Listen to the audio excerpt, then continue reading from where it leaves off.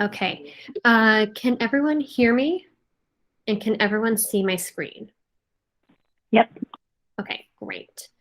All right. So hi, everyone. Welcome to the Women in Product APIs Platforms and More mini course. This course is going to be a little mini course that's just an hour long on APIs platforms and walking everyone through it with a product perspective. So just going into this as a disclaimer, first thing is that this mini class is a free class that is focused on walking through APIs and platform concepts with a product perspective. There was no paid advertising or acquiring attendees, and nor any revenue earned by presenting this class, whether it be from you guys. No one was asked, of course, to pay anything. Women in product did not pay anything. And then neither Shopify, FedEx, nor Plugin Hive, which are all featured examples in this course, did not pay me to feature them in this at all. I am not an employee of either Shopify, FedEx, or Plugin Hive. And all the content that is presented in this course is based off of public examples and also my own observations and experiences. Does anyone have any thoughts or questions before we move forward? Okay, so just to give a brief intro about myself, hi, my name is Ariana, and I really love platforms. So just to give like some educational background about myself, I received my bachelor's in a joint program in computer science and biology from McGill. So I am an American who crossed the border to go to school in French Canada, and it was a wonderful, wonderful experience, albeit very cold.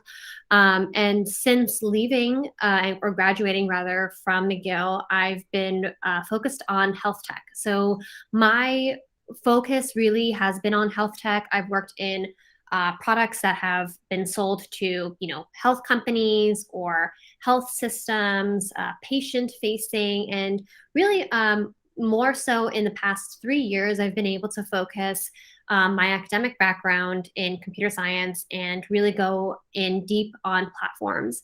So my most recent examples of platform product management are in my last job, where I was focusing on revenue cycle management products at Able2, which is a mental health company. And so while I was there, I actually worked with a lot of engineering and software architecture partners to migrate off of a monolithic architecture onto microservices architecture, thinking through all the consumer-facing, provider-facing, and admin revenue cycle components. A lot of that work actually contributed to building out a suite of user-facing as well as platform products for claims and eligibility services that actually powered around $40 million in annual recurring revenue at the time that I was there. I do believe that they have since been increasing their recurring revenue, but that's another story. And then most recently, I am currently employed by Walmart Health and Wellness. My focus is on health identity and data privacy. So I am the product lead for all of Walmart Health and Wellness's identity and data privacy products. So think about everything from the consumer-facing components all the way into the data platform itself. I also led a lot of work on consumer-facing data privacy sentiments, and we are working on some really interesting products in that space right now. And then I also had a really huge privilege to work on the digital vaccine record for COVID-19 vaccines. And so if you guys have been vaccinated at a Walmart pharmacy, or if your family members have, they can go and get themselves a digital record of their COVID-19 vaccine info. And that was my team who actually led that charge. And I'm very proud to say that we were the first major pharmacy retailer to lead that to market. And, we've been contributing with the Vaccine Credential Initiative as well as other agencies to continue to spearhead a lot of that work as it relates to health interoperability platforms as well as consumer privacy as well. So just going into what this mini course is and what it is not. The goal of this mini course is to present on technical concepts within a product context, because remember, we are women in product, or we are people in product. And so we want to always think about things with a product mindset. I want to hopefully walk through you guys how APIs and platforms contribute to a billion-dollar brand. In this case, it's Shopify. I want to introduce a light framework of thinking about platforms as products per user group, and then also think about how we can articulate product metrics for measuring a platform's success. Now, on the other side of things, the mini course is not a technical deep dive on platforms and APIs. I'm not going to, dissect to you guys like, what the endpoint is, what a get, a post request is. You're not necessarily going to walk out of this being an expert in APIs or platform architecture. So it's not like you're going to be able to go and whiteboard everything from like what a server end architecture looks like or client facing architecture is. This isn't necessarily something that is going to help you be a one-stop shop for interview prep. I know a lot of you guys have been talking about how you have interviews coming up. So I try to honor that by ensuring that you're thinking about it from a product mindset and you've got metrics that are maybe proposed to you. But this is not meant to be something where you can just like go and say, oh, let me go to Ariana's mini course and take it, and I'm going to now use it for my interview. And then lastly, you're not going to necessarily be ready to fully architect an API or platform. And frankly, as product people, that's not necessarily our job. Our job is to ensure that we can collaborate with the business as well as our engineering stakeholders, of course, to think through how we build a product, how we help it solve the customer goals or user goals, business goals, and eventually get it to a point where it's extremely scalable with the current business as well as future business as well. I hope that as we go through this with a product mindset, you guys feel confident in your product skill set and that you can complement your engineering counterparts and allow them to perform the really heavy engineering brainstorm work while you think about how you guide the business. So that is really what the goal is. Any thoughts or questions before we move forward?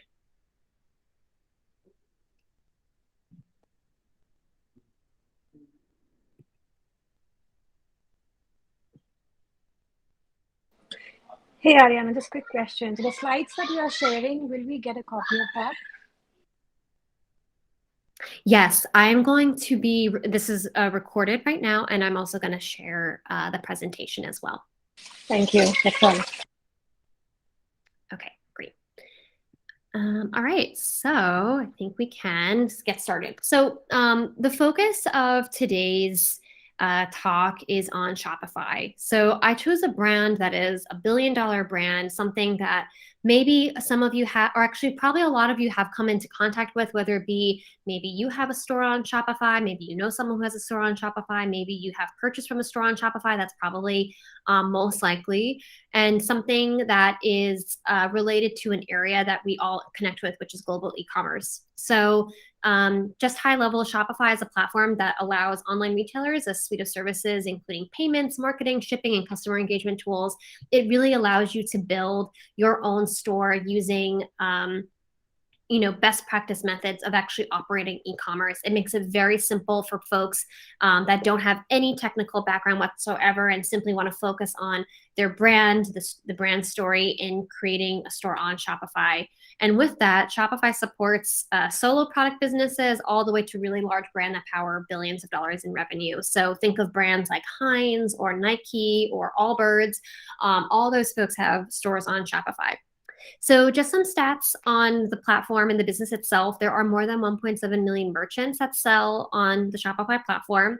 In 2020, they processed $5.1 billion in sales. The Shopify App Store contains 3,200 apps. That's a particularly interesting and important number as we think about different types of APIs and platform monetization. Shopify itself has 20% of the e-commerce market revenue share, or market share rather. So I'm sure it's pretty likely that you guys have hit a store that is powered by Shopify itself. More than 80% of Shopify retailers use third-party apps. Another time, that's a very important metric as we think about how Shopify makes its money off of its platform. And there have been 25.8 million apps installed. And I don't know if that number is like unique apps or if it's like instances of app downloads. I think it might be the latter, but I need to double check that. And then additionally, some of the top grossing companies on Shopify have annual revenues of $7 to $11 billion. It's pretty ridiculous, but that's Shopify. And then on top of all of it, it is an iconic Canadian brand. It is just it's been really amazing, and I think it's probably one of the brands that now Canada is being associated with just because of its success altogether. So just thinking about Shopify itself and its place currently and likely where it wants to grow, probably wanting to grow in its global share of the e-commerce market. And there are many ways that you can go about that. But I wanted to at least break down for you guys, like as platform product folks, how we can still think with a user first mindset while you are building out products like this. So here we've got all the different types of users, and then I'm going to go through what their goals are, maybe the different types of Shopify products that are used, and then proposed success metrics and then the technical components. So the first piece is the merchants themselves. So merchants are really mostly concerned with running a successful revenue generating store that is easy to maintain. They may not have the budget to actually contract for people outside to build themselves a custom store. So they go into the Shopify console and they pay a subscription service, whether it be per monthly or per year, and they go ahead and put their products up for sale on Shopify. So what those folks are using is they're using the admin console to track orders, to add in inventory, to update products.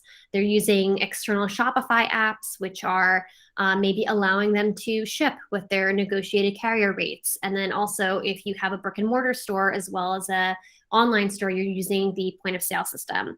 Really, for them, what they're focused on is increasing revenue. So think about all the payments, checkout, reducing abandoned cart rates, maybe getting email subscribers, because we know it takes time to have a person actually make a purchase. So you want to have them be an email subscriber first, and then maybe you can get them that way eventually.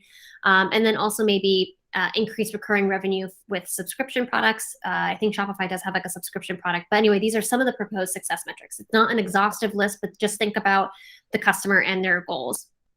And then some of the technical components that are involved in all those products are the internal APIs and external APIs. So that's there. Then the next piece is the Shopify partners. Think about freelancers, agencies, and all the apps that are placed on the Shopify store. So remember, we had that metric earlier that there were like 25 million downloads of Shopify apps. I do not know of one Shopify store that does not have a third-party app.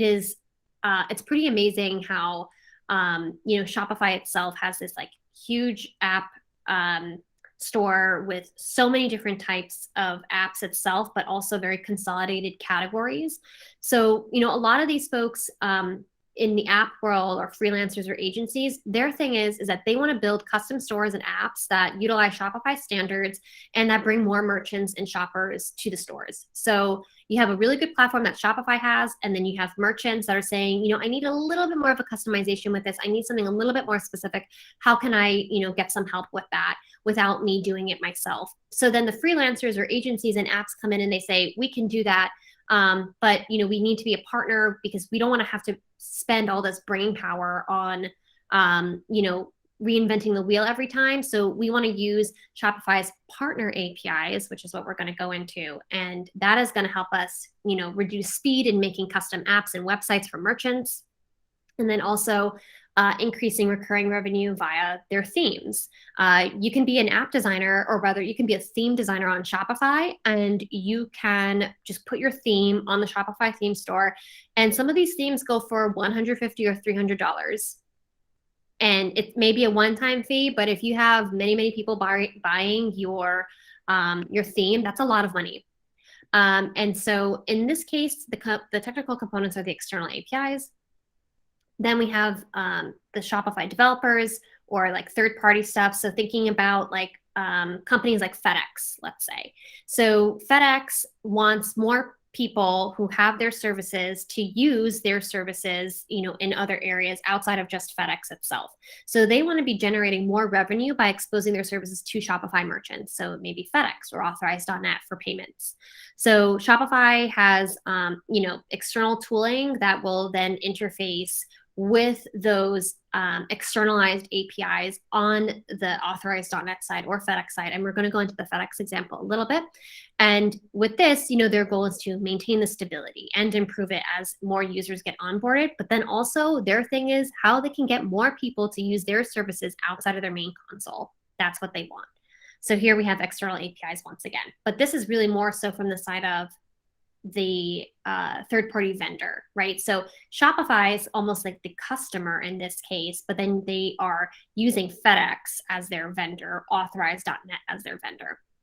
And then last but not least is, internal developers at Shopify. So these are all the guys that are building literally the app console or the UI and other services that power the entire Shopify experience. Their thing is how they can maintain the platform, how it can be stable and scalable with, the current growth as well as the projected growth in the future. And then also make sure that, it can, actually have it can actually support many people on the platform at one time. So you've got really great uptime, not so much downtime. And then also thinking about how they actually go about delivering and developing apps, right? So how many of you have been in a conversation about levels of effort and how long it's going to take for you to actually build a new feature?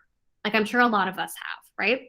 So when we think about these architectures and all these APIs and services, you really want to think about how it's going to impact your future LOEs for all the future work that you want to do. The true test of a successful platform is a platform that can scale, but then also something where, they are easy to maintain and they're nimble and that, they maintain a focus and that you're not necessarily in a place where you've incurred so much tech debt that to even think of a new feature while using one of these services is just out of the question. So that's really what they're thinking about. And these are internal APIs and services. I know that was a lot and that was a mouthful. Does anybody have any questions before we move forward? And feel free, this is interactive. This is, your learning. So I really want to make sure that you have your questions answered.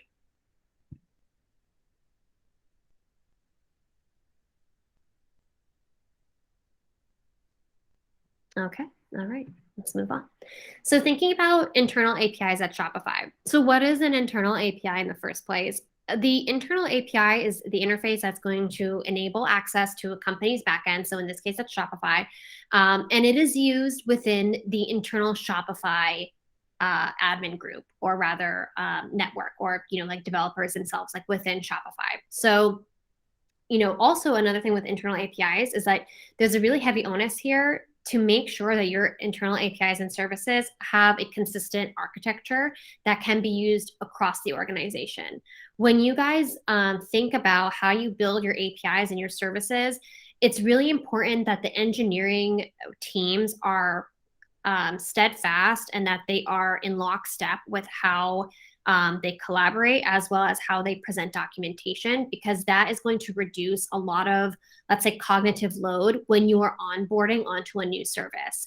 So usually within companies, you will have, Confluence pages of all the internal APIs and services, and it's simply, steps of, how you can onboard and then all the different APIs, the request objects, the response objects, and all that. And so that's really what internal APIs are about. But thinking about it from a product perspective, here's Shopify, and here is what the orders API looked like. It doesn't currently look like this. It is a little bit different, but the gist is the same. So here's your orders page. So you've got all of your orders. You can filter for orders, but then you have an itemized list of all these different orders and some attributes as well. So you can see who purchased the product. You can see when they purchased, the order name, if it has been fulfilled or not, and then also payment status, and then how much the order was. So how do you even get to a point of having this page? Does anyone want to guess? How would you think about like even pulling a page like this together, technically as well as maybe product-wise?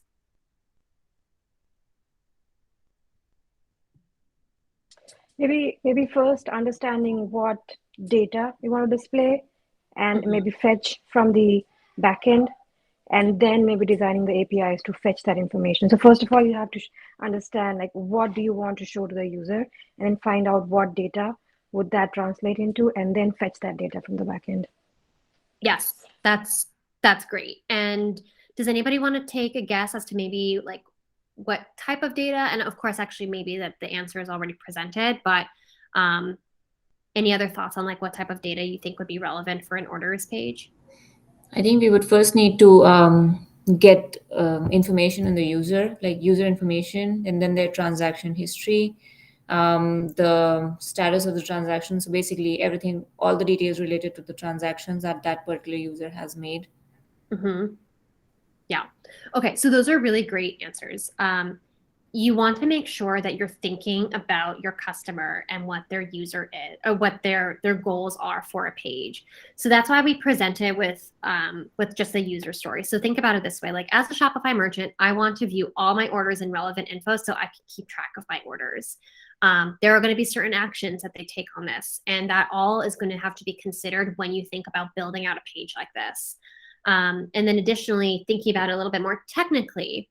So as a product person, depending on how your team is structured and what that handoff is of stories, even if you're a platform PM, you may want to get a little bit technical in your stories, whether it be by creating like technical subtasks that the devs make, or maybe you just like split it out fully, where you say you have like your front end story and then you have your back end story. Either way, you also want to think about how technically they're going to be thinking through this. So maybe a technical story around this is like, as a Shopify dev, I want to call the relevant endpoints on the orders API so I can produce a list of orders, statuses, etc.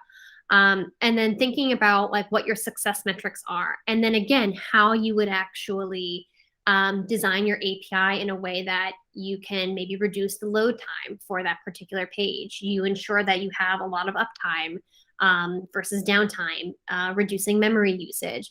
These are just some examples, but that's really what you want to think about when you're wanting to build something that, of course, is customer facing, while also something that's going to be leveraging a lot of data itself.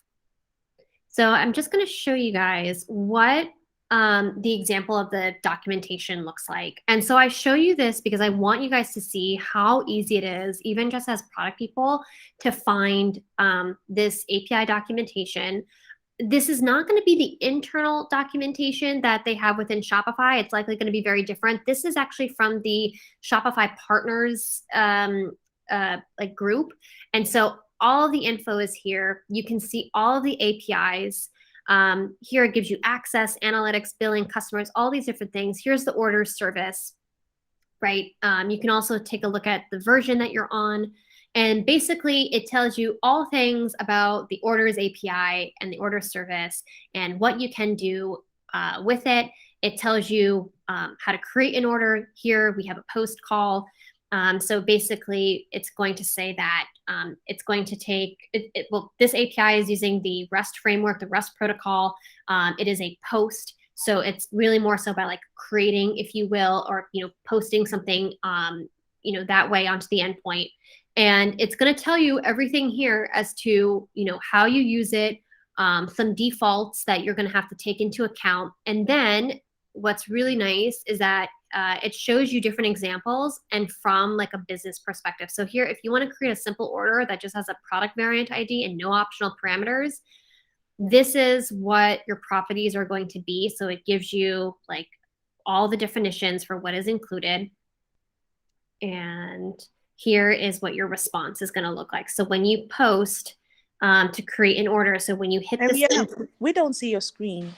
Oh, you don't? Whoops. Hold on a second. That is so embarrassing. Sorry, guys. No, it's okay. It's because Google told me to not have it mirror my like whole screen and just to get a tab. So you can blame Google for that user prompt. Okay, let's do this again.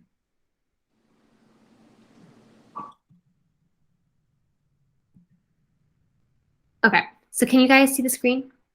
Yeah, now we can see it. Sadly, you may have to start again. Okay, no worries. Yeah. So here is the Shopify partner docs. It's going to be a little bit different than what they have internally within Shopify itself, but let's just take it for what it is and let's just relish in this really nice documentation. So here I can see all of the services and APIs that I have access to. Here I want to focus on orders because again, we're building that orders page. So we need to have APIs that have endpoints that we can actually call into so that we can retrieve that data. So here we have a post. This is using the REST API framework. Again, this isn't going to be a technical overview, but again, it's using the REST framework. That's why you see these posts or gets or puts. And then here you can see all of the defaults and all the notes regarding this particular endpoint, and that in the request body, if you include these properties, so in this case we have a variant ID, and that you just have one of this quantity in the variant ID, then this is what your response is going to look like. So this is your request object. If you talk to your developers and, if you hear them during sprint planning or grooming and they're like, well, I need to know what the payload is going to look like from this team, this is what they're talking about. It's a payload of info. It's just a fancy or maybe even more colloquial term to talk about the response objects, but it's a payload of all this data because it's just a load of data that is being presented to you right here. But yeah, in really good API documentation, you're going to get all the definitions for what the parameters are. You're going to get definitions as well. And you're also going to see which ones are optional or mandatory. And then as you go through, you can see, all the different types of orders you can make. So you want to create a simple order and fulfill it. This is what it's going to look like. So here's the request body. This is what it's going to look like. Here it is. And then here is what your response is going to look like as well. Are there any thoughts or questions on this? Would this also be referred to as a sample API call, kind of showing what the, ideal response would be?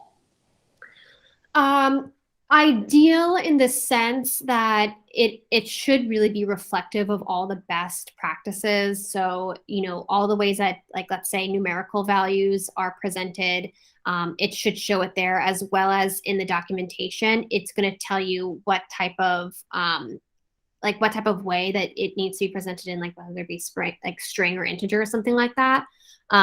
All of that should be included in really good API documentation. And then with the response itself, when you see the different type of request objects and what response objects they solicit, it should show you exactly what you're to be expecting.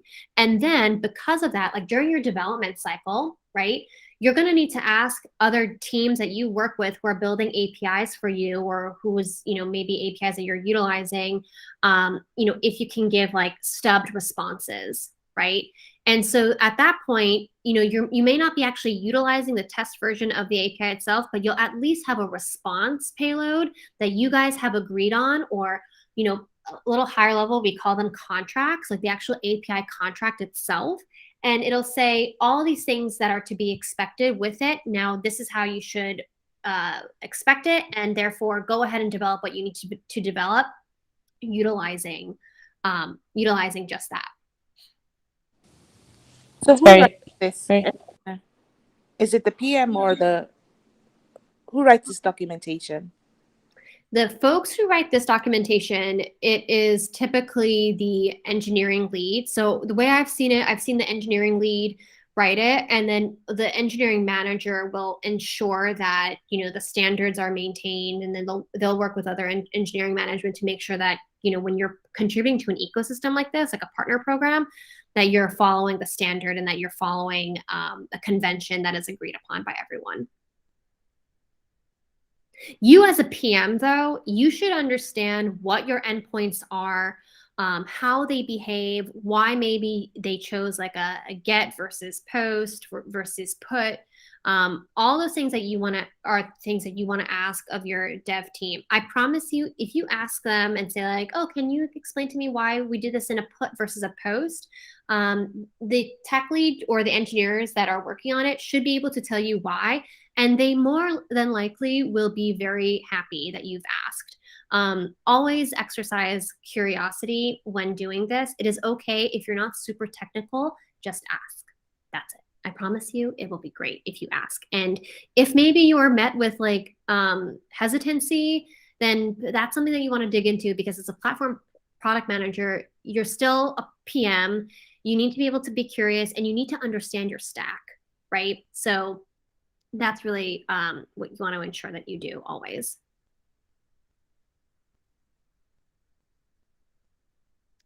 Any other, one last question before we move on to the next piece of this Shopify puzzle.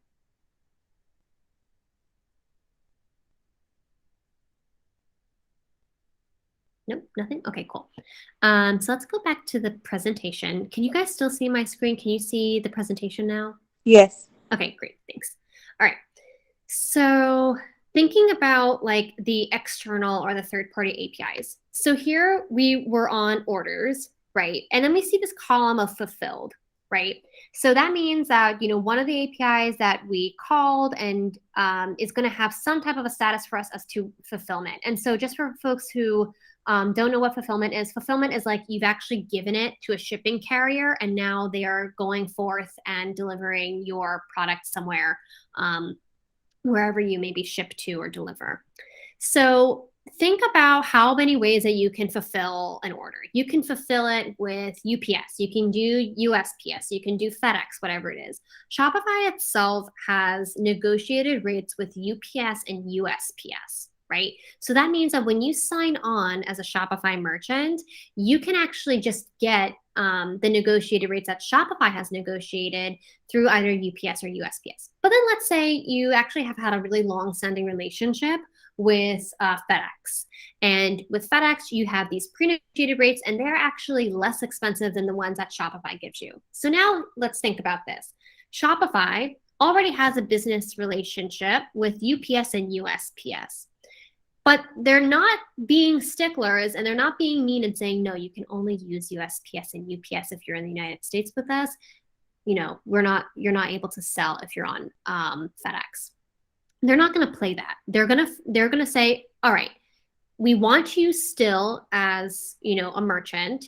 We want your business. And so with that, we're going to let you have additional shipping methods. And so you can actually connect a carrier account. And so then what happens is like you click on this and then you get a bunch of options and you can add in your ID that external party gives you. And you can then go forth and reference it in different parts of the experience. So what happens is that and I can say this from personal experience because my parents I put my parents on Shopify and they use FedEx. When we use FedEx, there is some charge that is incurred because we use FedEx in lieu of UPS or USPS. So basically Shopify is saying is like, you know what? It's okay. We have your business. We are happy to have your business, but because you're not utilizing, the carrier accounts and because we have to call an external carrier, we do need to pay every time we make that API call, right? And because of that, there is some amount that is charged, per that transaction. So that's just thinking about it from like the business side and monetization side as well. So they're not being penny wise and pound foolish. They're saying we got your business, that's cool, but because we still need to call the external carrier, which is FedEx in this case, we need to charge you for that. And we'll go into that a little bit more with the monetization piece. So thinking about an external or open API, external or open APIs are APIs that have been designed by an organization to then be utilized outside of the organization. So in this case, FedEx itself has a list of APIs that can be utilized by, whatever service, and then they can, utilize it to figure out how much it's going to be to ship, how much the rate is going to be.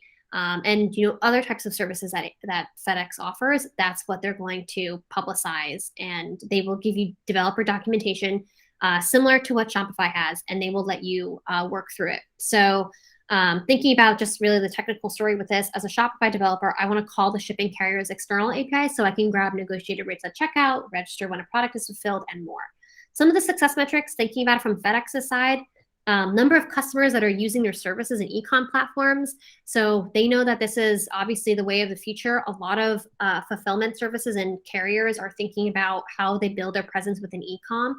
Their goal is how they can get more people to actually now utilize their services. And so if they can see Shopify or WooCommerce or all these other commerce brands as entry pass of customers, then so be it. And they want to be able to capitalize on that as best as they can.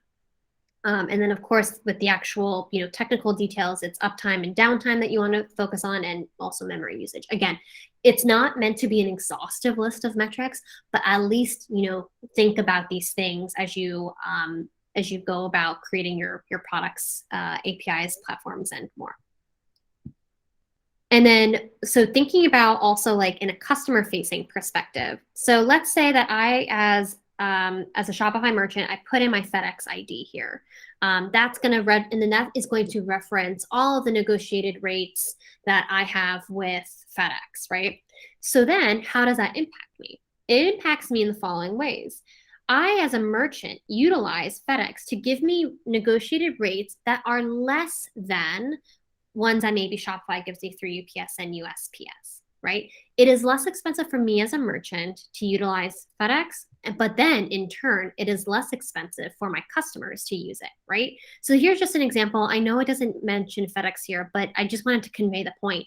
So at this point in the checkout process, that's when they're going to call FedEx. And they're going to say, hey, listen, FedEx, like we have a cart with all this inventory in it. It weighs, X amount, and it knows how much it weighs because you as the merchant already placed the weights of the different products in. And it says, hey, this is how much it weighs. Now figure out for me and please produce back what it costs to ship this. And usually when you ship as like a merchant, you just want to break even, right? That's really what it is. You're not necessarily there to make a profit off of it. Although if you can maybe get a couple of extra dollars, that's nice, but you're really there to break even. So it is a big deal. So you've got a couple of ways where these external APIs are being utilized, and it's FedEx's external APIs. You have when you're, maybe calling for, user info about the rates. You also have like dimensional sizing. So when you put in, items into a box and there's a dimensional piece to it, it'll calculate for you what box maybe is utilized, but then also most importantly, checkout. So thinking about this checkout example, again, the success of this is that the number of people that are going to select FedEx as an option to ship, because FedEx gets paid, or rather you get charged when you create the label and the label is scanned by the FedEx person. That's when they get paid, and they want people to utilize their service. But then for Shopify, here's their thing. They want to make sure that they have successful transactions, right? So when they call FedEx, the FedEx API, that it comes back with a response, that it doesn't take too long. And then therefore, if it takes too long, then the customer is just going to leave the cart, and then you have abandoned carts. So it really does start to interplay. So, it may just be an API, or, some people who, look down on backends, they're like, oh, well, it's just a backend. It doesn't really matter. No, it does matter, because think about how impactful that is. What happens if FedEx takes 10 seconds to come back with a rate for shipping? That customer is likely going to drop off the page. That customer is not going to purchase. Or let's say that FedEx has a really expensive rate to ship from New York to California. That's an abandoned cart. And that's not good for merchants, and it's certainly not good for Shopify itself. Are there any thoughts or questions on this? I had a question with the external APIs and I guess the reliance on them as far as, if something changes in the FedEx external API, how are we notified in advance so that there's not, defects in production? Yeah. So what happens is you have API versioning, right? So typically when you have externalized APIs, or even internal APIs for that matter, you will always have versions. And so the organization is responsible to say that, when we come out with a new version, we will support the last 2 versions of that API, and that we give you a time frame of 90 days or a quarter to migrate off of that version and onto a new version, right? And so typically a lot of folks like to make sure that they're, maybe the last version or maybe the second to last version behind, so that they can see how that new version is acting. And, of course, they can onboard to it and everything before they, hop onto the next item and then there's a production issue, right? So that's one piece of it. So you have versioning that should be a point of solace for not only you yourself, if you are responsible for creating a third-party API or an externalized API, but then also if you are consuming an externalized API. So Shopify, Shopify is probably going to have some special negotiation with FedEx because of how big they are in this space. And they will tell FedEx, we require this for the APIs that we utilize for shipping. And this is what we need to know ahead of time before you start to publish, and anything about production defects. That's one piece of it. And then additionally, with like production stuff, there should be a status page as well that you are directed to, and the status page will tell you, what is up, what is down, and how it's behaving. And then as an engineering manager or a product person, depending on how technical the platform PMs are at your organization, they should have those bookmarked, and you should be referencing them, as needed to ensure that things are up and running smoothly. Perfect. Thank you. Yeah, for sure.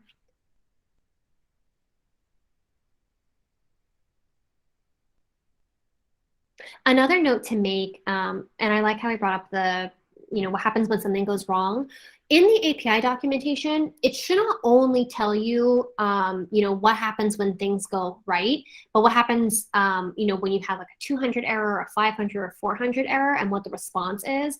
So knowing that, you guys should also be looking at those and saying, okay, well, if we get this type of error as a response object, well, then this is how we need to present it on the screen to the customer, or this is how we respond or react as well. So that is also part of really good API documentation, that they tell you how to respond to errors, what an error is going to look like, and also if you find something in production, how you should escalate it. Okay, so going into Shopify itself and their external APIs for devs. So Shopify has a partner platform. And so what the partner one is focused on doing is, making sure that agencies or freelancers or even app developers can create apps that go onto Shopify, right? So we have the Shopify the Shopify API documentation we already referenced. And then we also have like a special page specifically for Shopify apps. So let's actually take a look at Shopify apps for a second, because I want you guys to see like how fun this all is. Okay, so here is the dev stuff. Here are, all the reference docs. They give you a really nice intro to the Shopify APIs. They walk you through all the different APIs that are utilized. And then specifically on the type of goal or maybe reason that you're using the services, they have different areas too. So let's just take a look at apps, because apps are big money makers. Hello, capitalism. So here is building Shopify apps. So you can use Shopify's platform APIs and dev tools to help you design apps that solve merchant problems at scale, right? So it talks about like customized checkout, subscription plans, modular app blocks.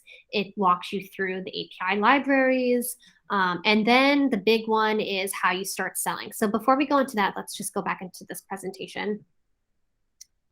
One example of an app that at least I use because of my parents and their negotiated rates with FedEx is Hive.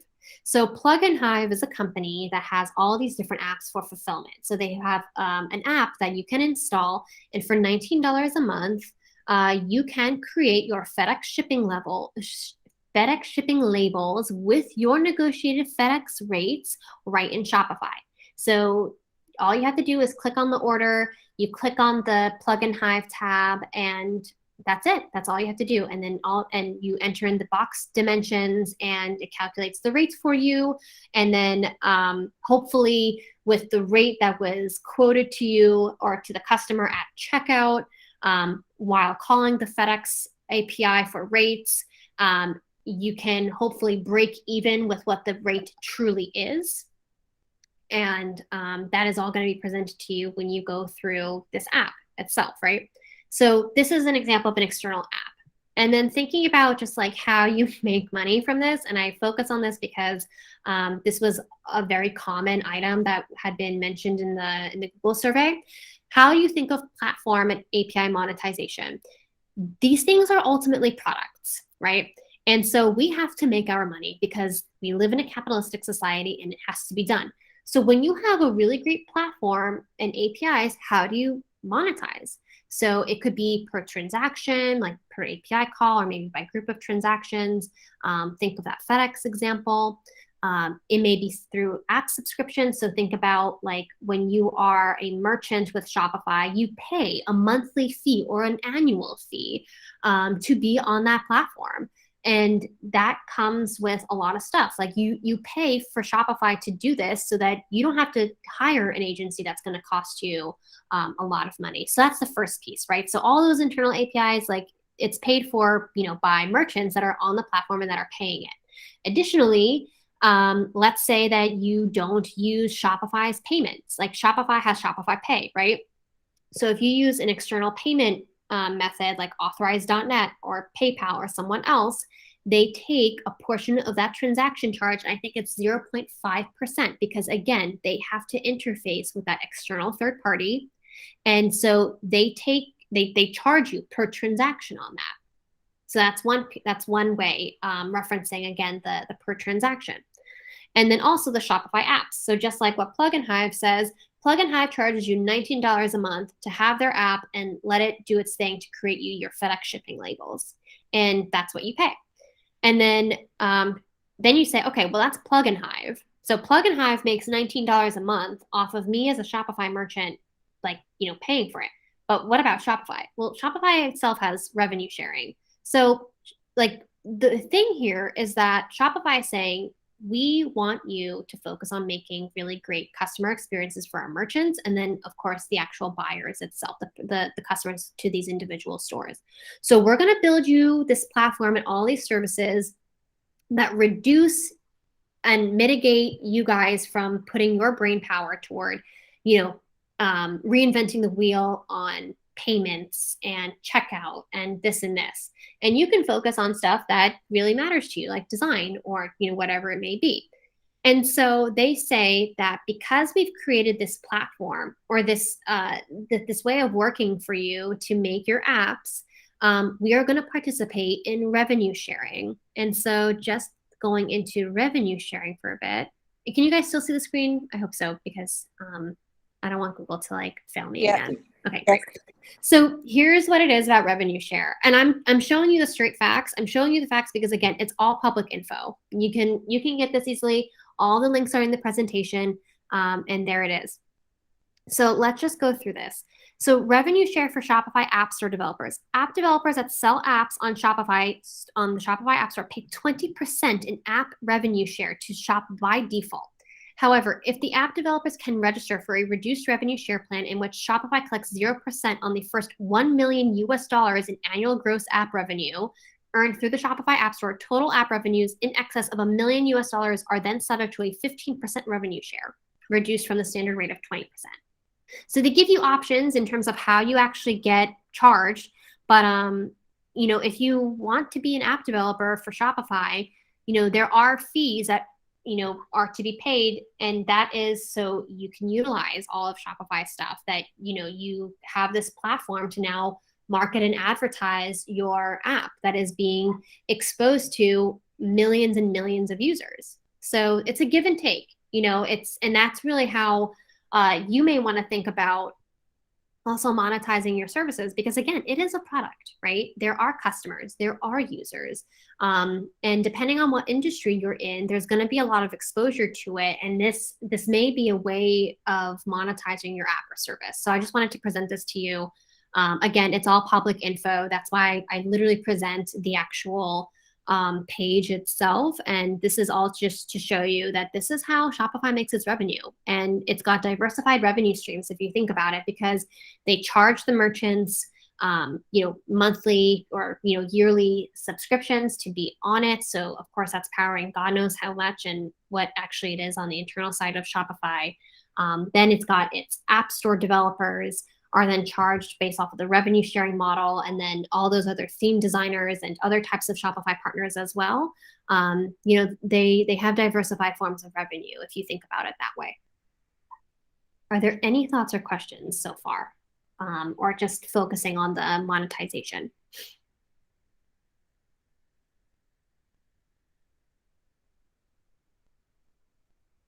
No? Okay. All right, and I just wanted to give a very quick word on monoliths and microservices. So again, I wanted to, just honor the fact that this isn't a very technical talk. And I know that a couple of people had asked about monoliths and microservices. So very quickly, what this references are architectural paradigms, architectural patterns. And so when you think of a monolith, you want to think of something where all of the different, let's say, features and use cases of a product are, and the corresponding technical components are built in a way where if you touch one, then something else also gets touched, right? So everything is just like this, like, web, and it's just like kind of tangled and knotted. And that's just, that was the architectural structure that was built at the time. A lot of the times, things are built in a monolith because you may be very early on in building your product. You may have only had one type of user or one type of customer. And you weren't necessarily thinking about how you scale your platform because you weren't thinking about things beyond maybe 1 or 2 years, right? So a lot of the times, if you are PMs that are working on legacy platforms, it's likely in a monolith. And while it may be a pain to work on a monolith, know that there was a reason for it. It's because maybe you weren't at the state, or the company wasn't at the stage where they could think about how they want to scale. Or maybe again, they didn't have their pivot moment and realize that they need to diversify and they need to find another type of customer or user or market segment, right? So this is usually how monoliths are made. But then when you want to think about ensuring that your product and that your platform is able to sustain and truly grow through like an enterprise scale, that's when you come up with microservices, right? And so what a microservices is basically saying that, like for Shopify, let's say, Shopify has the storefront service. So storefront service just focuses on the UI components that allow you to customize a customer's storefront, right? But by, let's say like a bug in the storefront, if you have a good microservice, it's not going to affect the order service or the checkout service or anything like that. Whereas if you're in a monolith, if you touch one part of your code base, even if it was storefront, let's say, it may perturb checkout, and that's not a good time, right? So this is really my quick word on monoliths and microservices, which is to, be kind to the people who built the monoliths. There is very likely a very strong reason for why a product was built in a monolith. But then when you think about going into a microservices approach, think about what the business goal of the organization is, and think about how you can make them, let's say, focus on a particular part of the business. So think about like orders, or think about checkout or storefront or whatever it may be. And that is how you will work with your engineering partners as well as your business folks to say that, you're going to separate out customer storefront from, let's say, the other UI components of the Shopify store. Right? That's what you want to think about. So that's my really quick word on monoliths and microservices. Again, this isn't meant to be super technical. It's really meant to just give you guys a way of, seeing what piques your interest, as well as maybe think about a product in a more deeper way as well. And just some parting words of platform product management wisdom. You're still a PM, so think about your customers and users first and understand what their problems and goals are, because their goals are ultimately yours. 2, you're still a PM, so you don't need to be a technical expert, but you should know how to speak with engineers. Be curious about their methods and learn about your tech stack and how it impacts your metrics. 3, you're still a PM, so always remember that while you're making decisions, a decision is made with multiple people in the room, including business, designers, engineers. So going back to that orders example where we kind of got a little bit collaborative, you want to think about, well, what is that user experience that is being catered? And then how do you want to structure all the APIs and services to accommodate for that? 4, one more time, you're still a PM. So whether you're working on an internal product or external product, you should always be thinking of how the product contributes to the business by way of the organization's OKRs. That's going to help you a lot when you think about the customer-facing components or the internal components. If you are a PM for a partner ecosystem, that's going to contribute there as well. And lastly, you're still a PM, so stay curious, exercise judgment and scrutiny accordingly. And that's what I have. So, oh my gosh, wow, we are like sharply at 6:59. That's pretty decent. Do folks have questions? That's the end of my presentation. So Ariana, when you say tech stack, do you mean like the like servers, databases? What do you mean? Yeah, so I mean, like, you want to know what type of databases they're using. Like, are you guys using AWS? Are you guys using like Microsoft Azure, Google Cloud? You want to see maybe like what you're using for your front end frameworks, if you have a consumer facing component as well. That's what I mean by your tech stack. Okay, thank you. Yeah.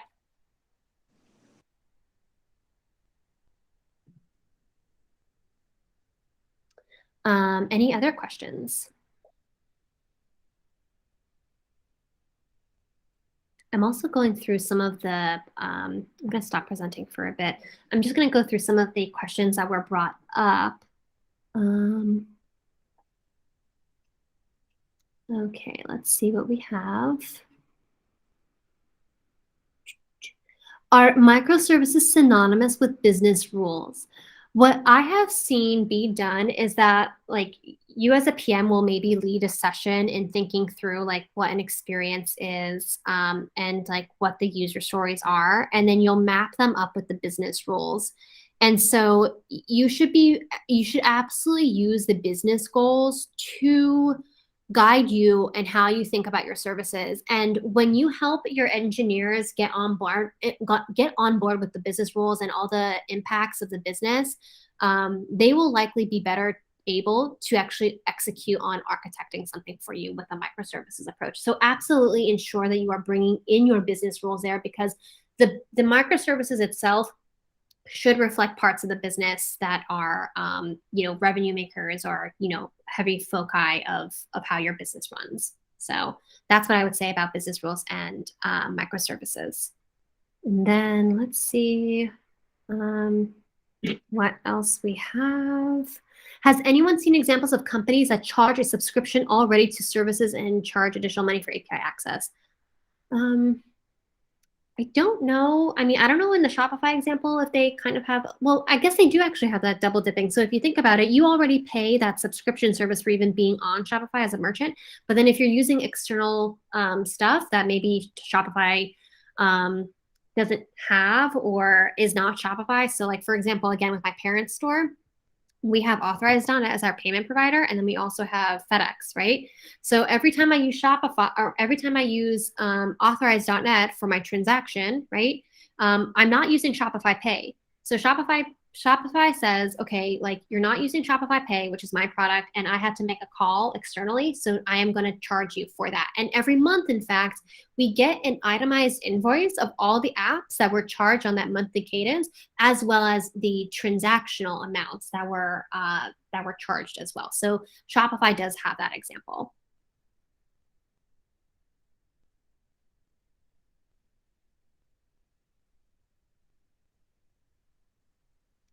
I work for financial services organization, so it's pretty common to get paid services for credit scores and for, yeah. Okay, yeah, so exactly. That's another example of that as well.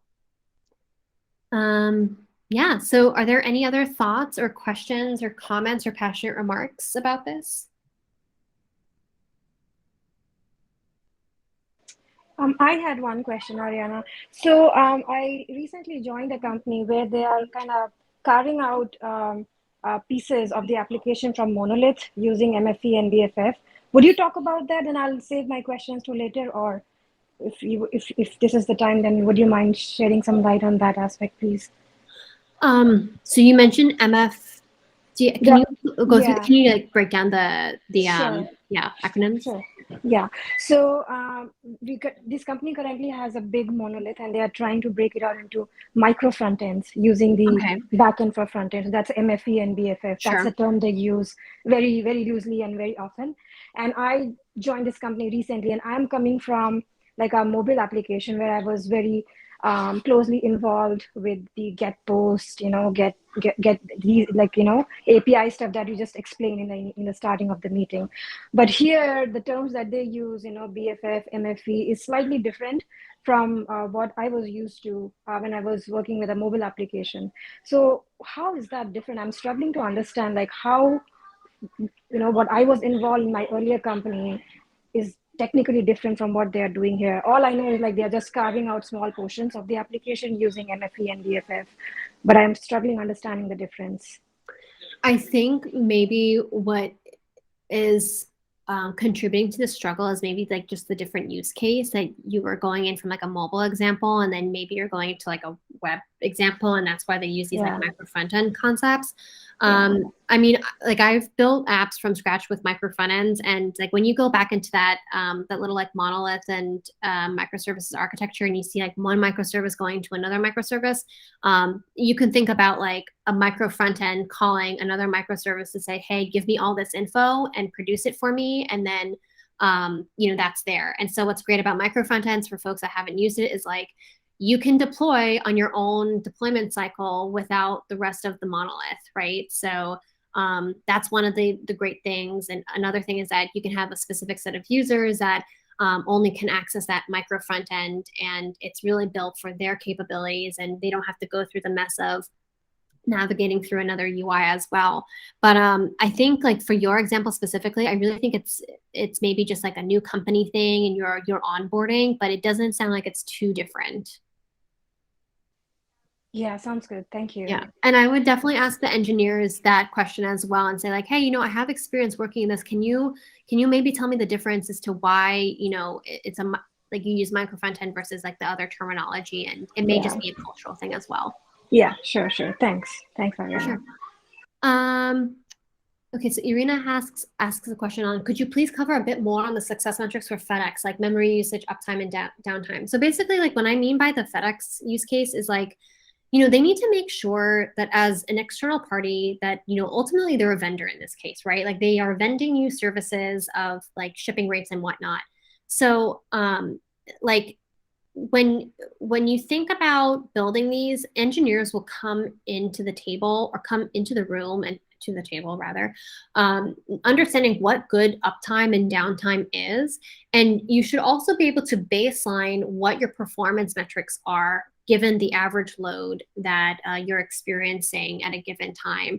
So I can't go into the specifics of it because I'm not like in the FedEx product itself, but when you as product people think about your success metrics for the platform or for the different APIs, you should be baselining currently where you are at, and you should be working with the business to see where you guys are wanting to grow to, and then how to accordingly measure for scale, thinking about that latency, thinking about what parts of the service calls impact your key metrics. And that's where you actually think about, okay, well, this is what we need to focus on for the next sprint or for the next quarter for that maintenance of the services. Okay, so I noticed that there are a couple of questions on the more technical items.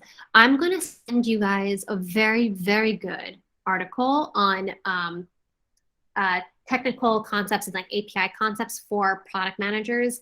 I think it's an excellent resource. Please bookmark it. I bookmarked it for myself.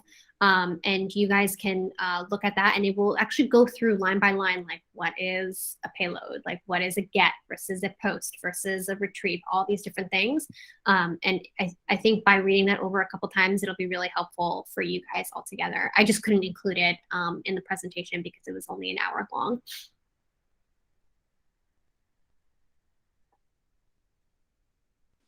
Awesome. Thank you. Right. Thank you guys so much. It was an absolute pleasure presenting to you. Feel free to add me on LinkedIn, or feel free to send me any other questions. I'm going to send the presentation out to you later this evening, and and also the recording as well.